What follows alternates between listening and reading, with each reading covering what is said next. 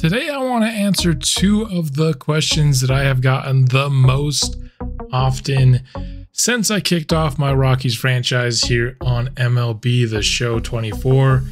Here you can see we are inside that very same Rockies franchise, right where we left off at the end of our last episode.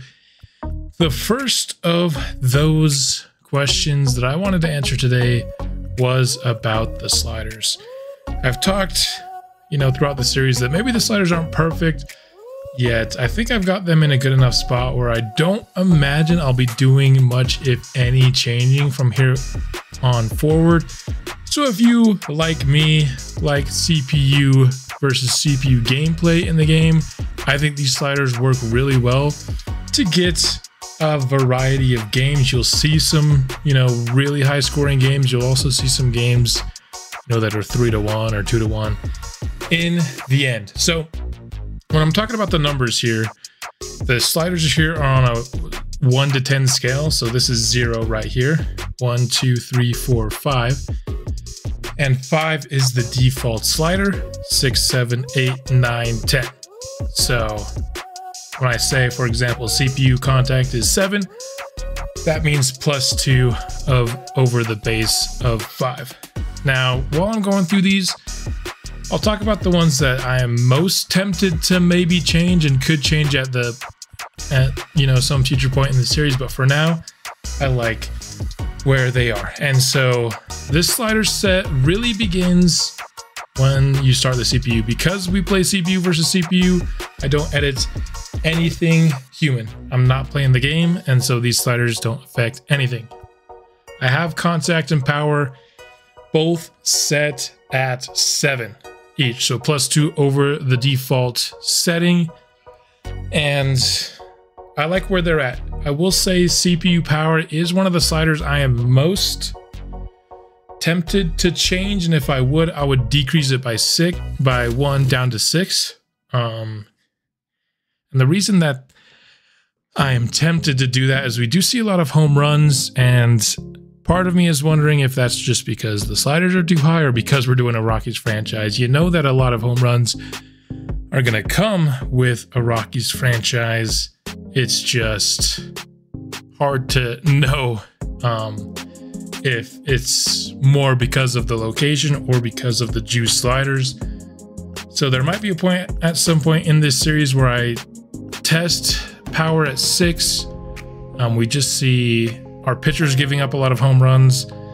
But on the plus side, the bonus is your hitters also hit a lot of home runs. So it's kind of fun. And it's not like every single game there's a ton of home runs hit. Just maybe a touch more than I would like perfectly. And again, that might just be because we're playing with the Rockies here. CPU timing here. This just makes it a little bit easier for the CPU to time things, as you could say. Shift the slider to the right to make the timing window bigger and easier, so the CPU gets maybe a little bit more solid hits on not the perfect swings. That is at 6, one ahead of the default slider. Foul frequency I have down at 4. I honestly think you could easily put this at 3 as well. There are still at-bats that go, into the double-digit pitches because a batter just is sitting there fouling stuff off. Definitely recommend at least putting this down to 4, though. Solid hits I have boosted by 1 up to 6. And that will just give you slightly more solid hits. So as you can see, we are boosting the offense a decent bit. Everything's being boosted except for foul frequency. So definitely giving a boost to the offense. This is kind of a reaction to what I saw in my MLB The Show 23 CPU versus CPU franchise, where it just seemed like every game was 2-1.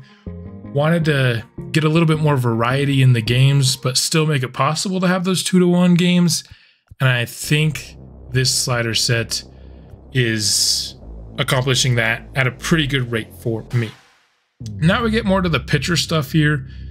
I have the stamina here. Wait, no, so solid hits is boosted to 7, excuse me, not 6. Because stamina is boosted up 1 here to that 6th mark. So pitchers will just be able to last maybe a little bit longer before getting tired. The general rule of thumb at 5 is once the pitcher gets to a pitch count around his stamina, he'll start to really peter out. So this one just allows them to go a little bit higher than their stamina before they get really tired and start, you know, missing a lot of pitches. Control is right in the middle at 5. That is untouched. Pitcher consistency. So we're boosting a lot of hitting. We got to boost the pitchers a little bit here. So we're going to give them, oh no, this actually, so I boosted this one up one just because there aren't a lot of balls in this series. So this is one I recently boosted, I would say maybe 2 full seasons ago. And you see a little bit more walks, but the walks certainly aren't egregious by any means. So I think this is a good spot, right at 6 for pitcher consistency. Strike frequency is kept default. Manager hook, this is put 1 to the right.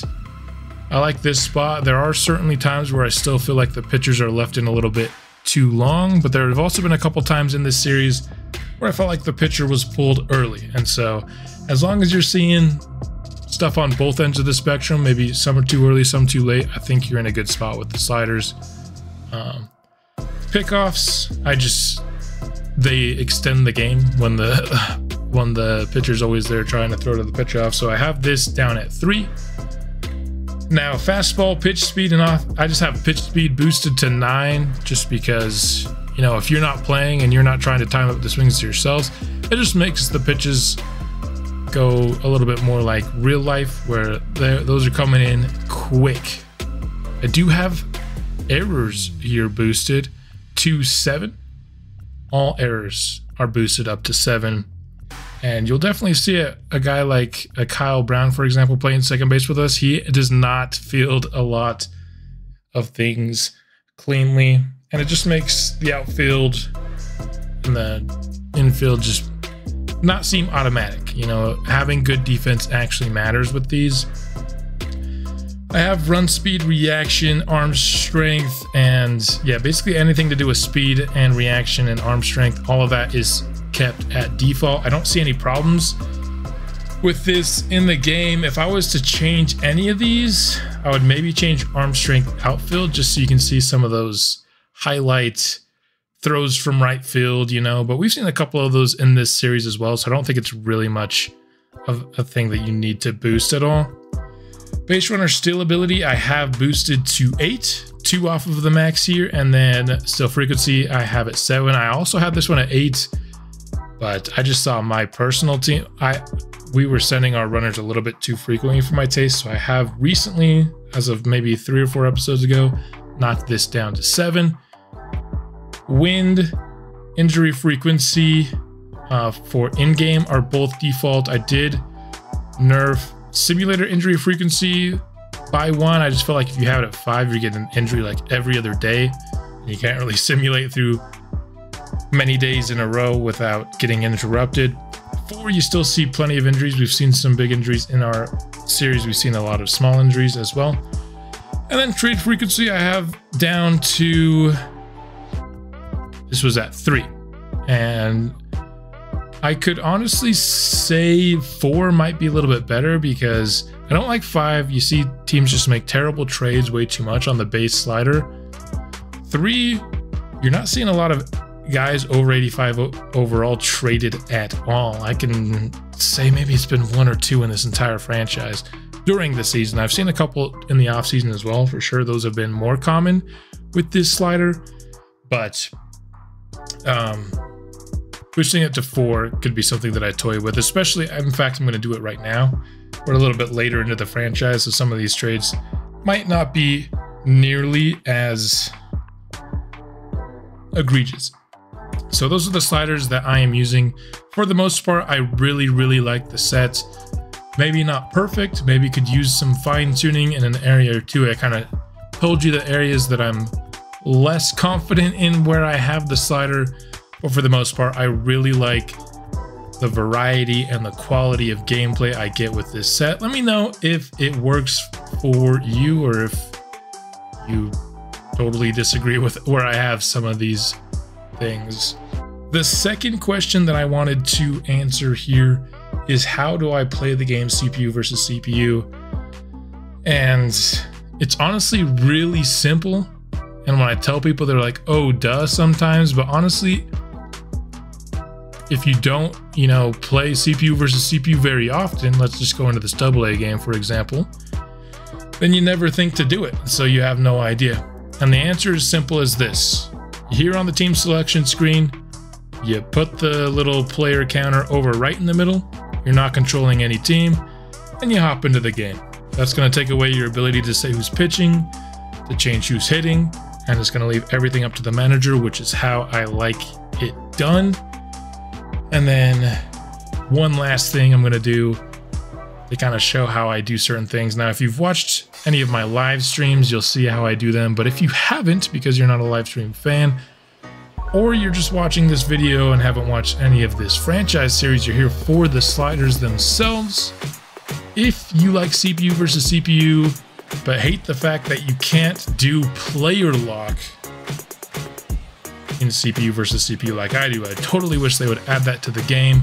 There's kind of a way to work around it, at least for the at-bats.